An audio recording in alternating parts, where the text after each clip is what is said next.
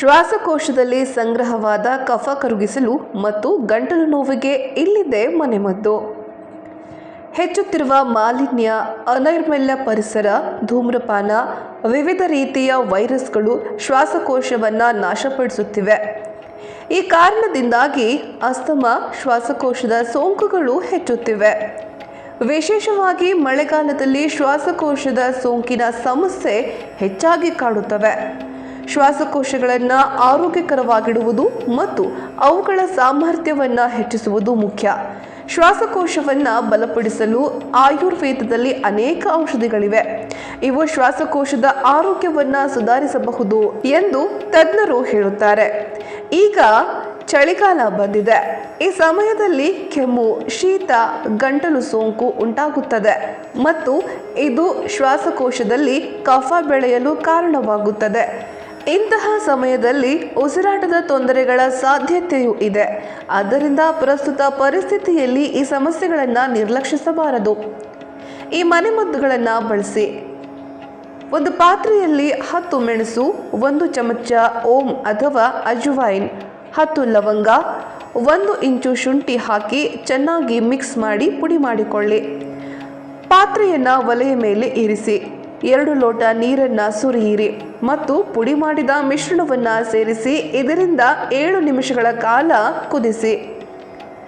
ಉಸಿರಾಟದ ತೊಂದರೆಗಳನ್ನು ನಿವಾರಿಸಲು ಅಥವಾ ಕಡಿಮೆ ಮಾಡಲು ಮತ್ತು ಶೀತ, ಕೆಮ್ಮಿನಿಂದ ಬೇಗನೆ ಪರಿಹಾರ ಪಡೆಯಲು ಈ ನೀರನ್ನು ಸೋಸಿ ಬೆಳಿಗ್ಗೆ ಮತ್ತು ಸಂಜೆ 2 ದಿನಗಳ ಕಾಲ ತಲಾ ಅರ್ಧ ಲೋಟದಷ್ಟು ಕುಡಿಯಿರಿ.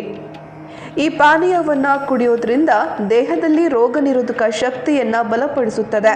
ಲವಂಗ ಮತ್ತು ಕಾಳು ಮೆಣಸು ಜೀರ್ಣಕ್ರಿಯೆಯನ್ನು ಸುಧಾರಿಸಲು ಸಹಾಯ ಮಾಡುತ್ತದೆ ಮತ್ತು ತೂಕ ನಷ್ಟಕ್ಕೂ ಕೂಡ ಇದು ಸಹಕಾರಿಯಾಗಿದೆ.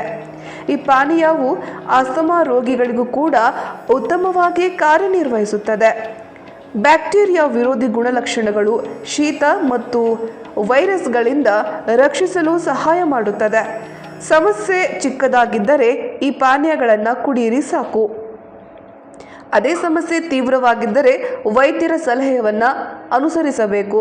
ನೀವು ಈ ಪಾನೀಯವನ್ನು ಕುಡಿದರೆ ನೀವು ಬೇಗನೆ ಪರಿಹಾರ ಕಂಡುಕೊಳ್ಳುತ್ತೀರಿ. ಈ ಪಾನೀಯ ತಯಾರಿಸಲು ಬಳಸುವ ಮೆಣಸು, ಓಂ ಕಾಳು, ಲವಂಗ, ಶುಂಠಿ ತುಂಡುಗಳಲ್ಲಿರುವಂತಹ ಪೋಷಕಾಂಶಗಳು ಈ ಋತುವಿನಲ್ಲಿ ತುಂಬ ಸಹಾಯಕವಾಗಿದೆ. ಎಲ್ಲ ರೀತಿಯ ಕಾಲೋಚಿತ ಸಮಸ್ಯೆಗಳನ್ನು ಪರಿಹರಿಸುತ್ತದೆ.